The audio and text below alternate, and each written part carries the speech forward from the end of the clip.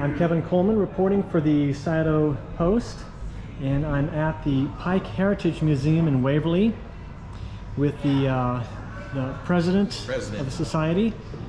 And please introduce yourself. My name is Bruce Overley. I am president of the Pike Heritage Foundation, which is the caretaker for the Pike Heritage Museum here in Waverly. And today we're celebrating our 40th anniversary since the museum was founded in 1983. We've had a wonderful turnout. We've had several events today, but in addition just to celebrating the 40 years that the foundation and the museum has been here, a couple of our events today, our latest exhibit, our newest exhibit, was to in the memory and the history of Pure Prairie League, which a lot of your viewers and listeners might be very well familiar with and not know that Pure Prairie League got its start in Waverly.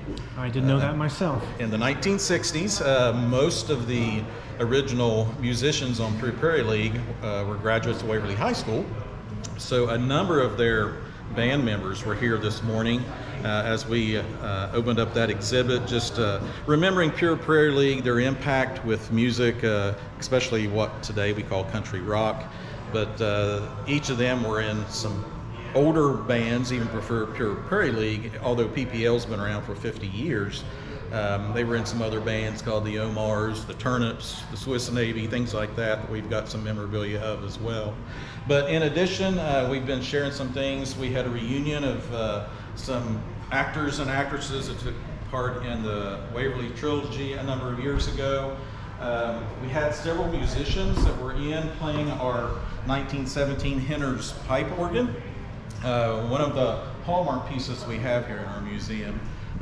There's not very many pipe organs in southern Ohio, but this one was installed in 1917. Made in Indiana, I believe, still plays. And we had several different organists that were in playing patriotic, some religious type music, and just different numbers and so forth. And it was just really neat to hear that organ played again. And then and your historical center here is in the old United Church of Christ? And using that kind of theme of German, because this used to be, the building used to be the German Evangelical Reformed Church. It was built in 1859. Actually predates like our courthouse here in Waverly. So it's one of the older structures. It is located in the Canal Historic District, which is a part of the National Register of Historic Places. But as the German populace grew in Waverly, they had their own church, so the messages, the sermons were all in German. Even our organ, if you look at the various knobs, are still in German to this day.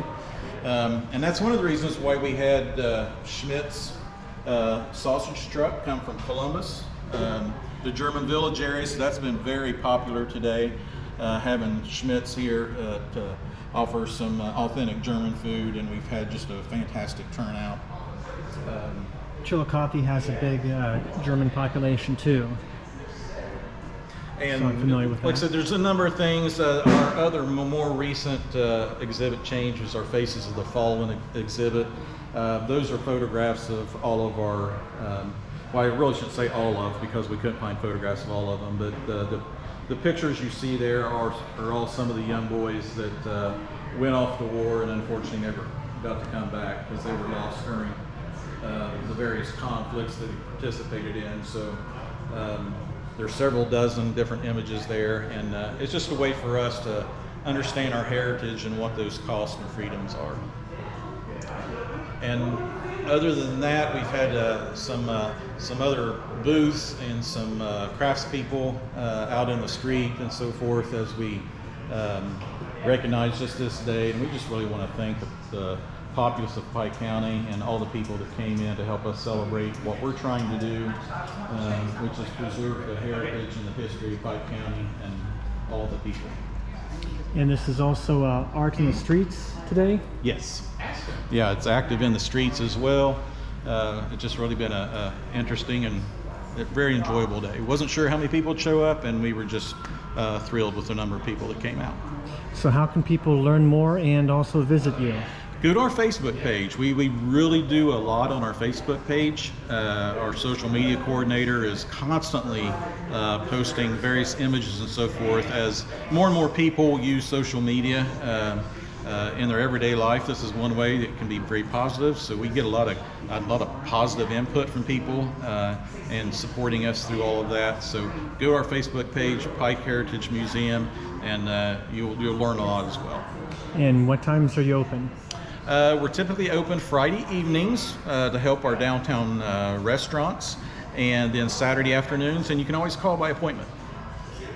All right. Well, thank you very much. Again, give me your name. And Bruce Waverly. I am president, and we have 20 trustees that oversee the foundation. All right. Thank you. All righty.